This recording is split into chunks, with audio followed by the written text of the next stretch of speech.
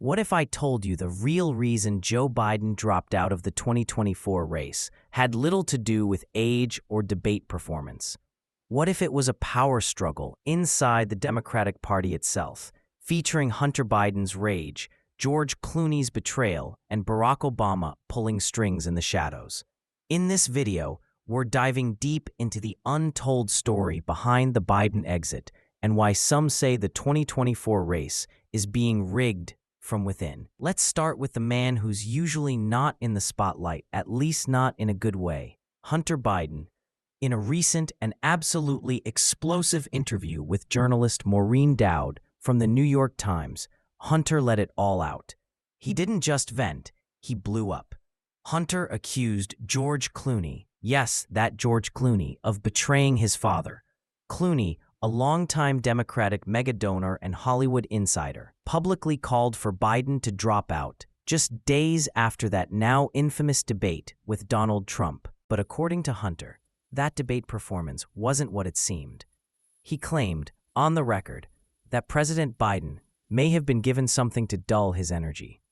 Hunter specifically suggested that someone gave his dad a sedative before he walked onto that debate stage in Atlanta. He called it a soporific, essentially implying that Joe Biden had been drugged. He shouldn't have been given anything that night, Hunter said. Someone set him up. This wasn't just frustration, it was personal, and Hunter made that crystal clear. So what exactly did Clooney say that set Hunter off? In an op-ed published in the New York Times, Clooney didn't hold back. He said he saw Biden at a recent fundraiser and didn't recognize the man. He called him slow, disoriented, and suggested the Joe Biden he'd known for years was gone. But here's the kicker. That same fundraiser was just 2 weeks before the debate. According to some inside sources, Clooney had already made up his mind before the cameras even rolled in Atlanta.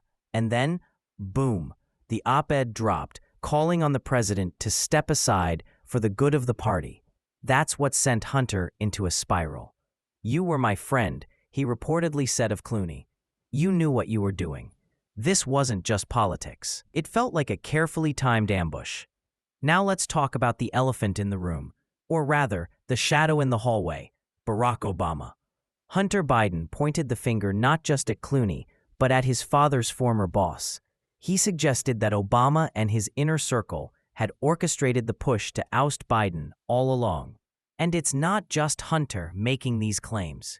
Quiet rumblings from within the Democratic National Committee suggest that Obama allies, many of whom still hold significant influence, were working behind the scenes to create a smooth transition to a new nominee.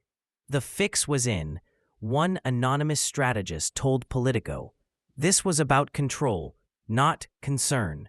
Let's take a moment to consider this. The idea that a former president is silently engineering the downfall of a sitting one, his own vice president, no less, would be scandalous beyond belief. And yet, the evidence is stacking up. And this is where things take a darker turn.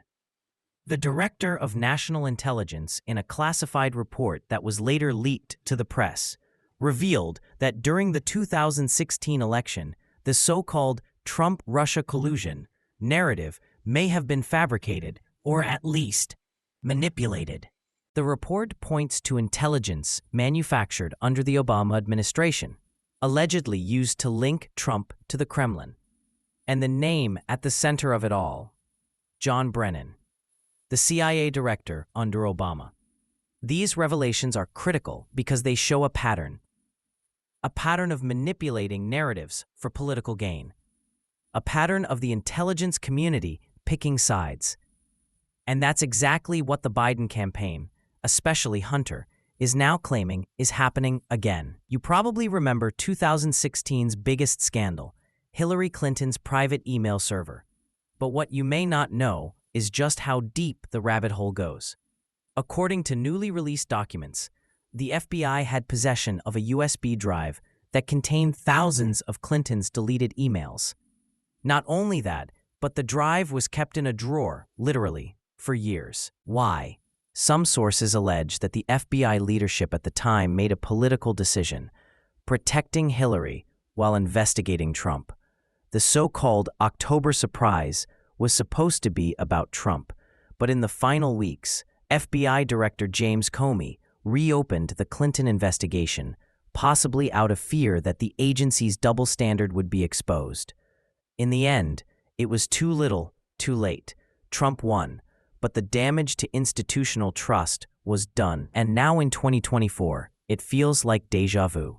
Hunter Biden's message wasn't just about defending his father. It was a warning shot. A message to Democrats that the same forces who torpedoed Clinton in 2016 and tried to bury Trump with Russia allegations were now turning their sights inward. The goal? A party reset.